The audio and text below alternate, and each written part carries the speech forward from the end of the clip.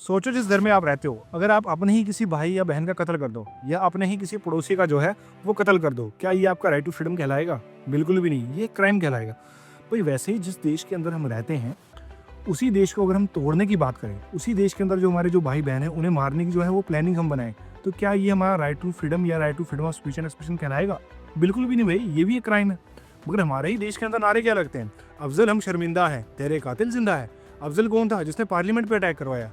और ये बोलते कौन है? शहजुल इमाम और उमर खालिद जैसे लोग, जो क्या कहते हैं कि भारत तेरे टुकड़े होंगे इंशाल्लाह इंशाल्लाह, जो कहते हैं कि हम नॉर्थ ईस्ट को ही इंडिया से अलग कर देंगे। और बाद में यही लोग सोशल मीडिया पे आकर क्या करते हैं? सिंपैथी लेते हैं कि भाई हमने हमारे पेरेंट्स से काफ़ी टाइम से बात नहीं हुई, हमें काफ़ी टाइम से जेल में रखा हुआ है, हमारा तो right to freedom of speech and expression violate हो रहा है। अबे भाई तुम देश को तोड़ने की बात कर रहे हो, तुम देश में रहने वाले जो लोग हैं उनको मारने की जो प्लानिंग्स है वो बनाते हो, और फिर कहते हो कि हमारा जो राइट है वो वायलेट हो रहा है। तुम खुद ही कहते हो कि हम कॉन्स्टिट्यूशन को ही नहीं मानते, फिर उसके बाद तुम कहते हो कि भाई हमारे राइट्स वायलेट हो रहे हैं।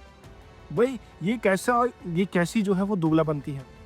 ये जो इमोशन, जो विक्टिम कार्ड ये जो लोग खेलते हैं और जो लोग इन्हें सपोर्ट करते हैं, मेरा बस उनसे एक ये क्वेश्चन है, आपको वो माताएं और बहनें नहीं दिखती जिन्होंने जो अपने भाई, जिन्होंने जो अपने जो बेटे हैं वो बॉर्डर पे भेज दिए? किसके लिए? आपकी और मेरी सेफ्टी के लिए। और हर साल हमारे इतने सारे जो जवान हैं जो वीर गति को प्राप्त हो जाते हैं, ठीक है, हमारी सुरक्षा करते करते, ठीक है, आपको वो नहीं दिखते? आपको वो पुलवामा में शहीद हुए वो हमारे जवान नहीं दिखते? आपको पहलगाम में जो हुआ वो नहीं दिखता? आपको क्या दिखता है कि right to freedom of speech and expression, उसके नाम पे देश को जो तोड़ने की बात भी करो तो चलेगा? भाई अपनी ये पॉलिटिकल रोटियां सेकने के चक्कर में ना ये देश को जो है वो दाव पर मत लगाओ। कुछ लोग जो है वो लगे हुए हैं इन सब चीज़ों में, बट ये बिल्कुल भी जस्ट नहीं है।